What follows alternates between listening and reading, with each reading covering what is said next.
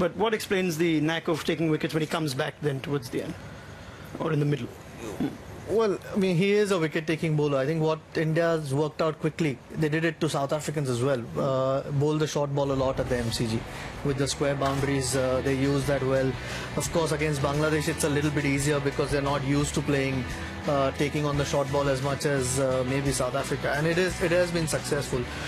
Of course, bowls accurate. Once the ball, sometimes with the new ball, when it's swinging around, he tends to lose control. Hasn't done that a lot in this tournament, but when he comes back, is pretty straight. And there was a lot of short bowling done today to the Bangladeshis. A clear plan really, and the wicket supported it. There was, there was enough there in the pitch to upset the Bangladesh batsmen. And once you're not scoring on the short ball, then you want to, as a batsman, try and find ways to score, and that's when you play a poor shot, which is what the Indians did on a regular basis. Surprised by the number of wickets falling to the short ball, Marty, that we're seeing? Yeah, 22. I think is the last count for the Indian bowlers in this tournament. It's unprecedented in Indian cricket history to be so dominant with the bouncer. But you've identified one ground, and playing mainly in Australia, where the grounds are bigger than say New Zealand. You can try and exploit the shape of the ground and. But the most important thing, and you'd answer this better than me, Mikey, is that you've got to have the right intent when you're bowling short. I mean, you just can't go in and just try and hit a length. You've actually got to have, a lot of attitude because the ball's got to be a surprise package. It's got to be, and a number of balls I thought today were brilliant by the Indians because it was just over off stump. It was at that shoulder height. I mean, impossible to play a shot really without taking a risk.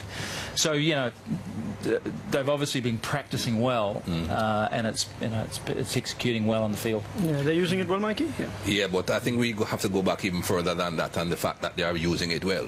How come they are using it that well? I think because the pitches in India have changed over the years. When I was out there recently with the aborted West Indies tour and then the Sri Lanka tour, I saw some pitches over there that when I was there in 83, I would love to have been bowling on them. So the pitches have changed. I think we have to give the administrators in India, the various grounds, a lot of credit for that. That means the fast bowlers in India can then practice bowling those deliveries in India. Previously, you couldn't practice bowling bouncers in India.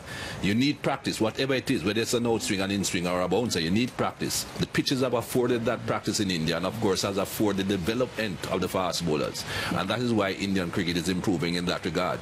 Not talking as a biased fast bowler here, but I think fast bowlers tend to win a bit more matches than spinners. Have the change in pitches come 5-6 years too late, Ajit?